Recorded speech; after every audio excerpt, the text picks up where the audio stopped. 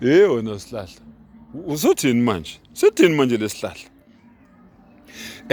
Ukuthula ebandleni bazalwane kusho unobhala. Ebandleni. Noma kusho ugosa, noma kusho umvangeli noma umshumayeli.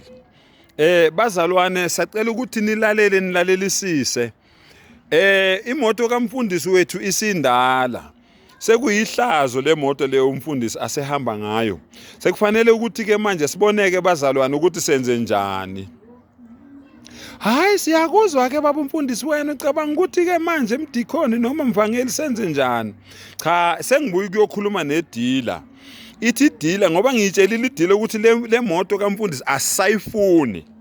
Itheke idealer asize nayo le moto kaMfundisi kuzoba i-trade in kusho ukuthi sizodayisa yona qala bazobona ukuthi ixabisa noma iwetha inani elingakanani bese ke besitshela ukuthi bazoyithenga ngemali engaka sifake yona ke bese sikhiphele umfundisi wethu ke imoto entsha sesifaka imali phezulu ke ezobe sikoleke abazalwane akube sebandleni ukuthula amen. Hayi siyabonga singakujabulela lokho vele hayi umfundisi wethu kuphela kufanele noma afika kwabanye abafundisi kubonakala ukuthi umfundisi webandla elithize ngeviki elilandelayo akube sebandleni ukuthula amen.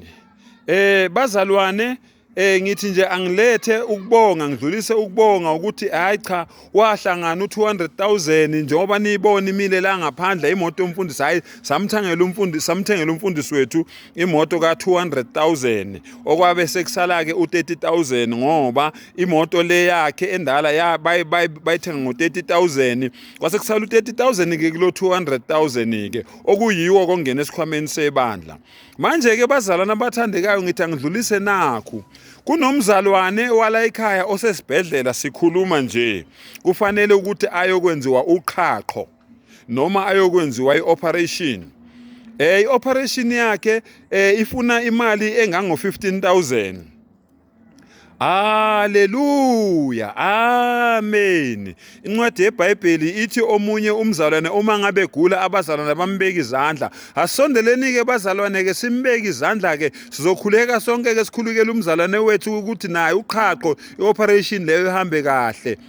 Angeke uze kuthiwa akuthatha u15,000 emalini yebandla kuyobhadalelwa umzalwane ogulayo kodwa waphuma u200,000 okolekela ukuthi umfundisi akayothenga imoto.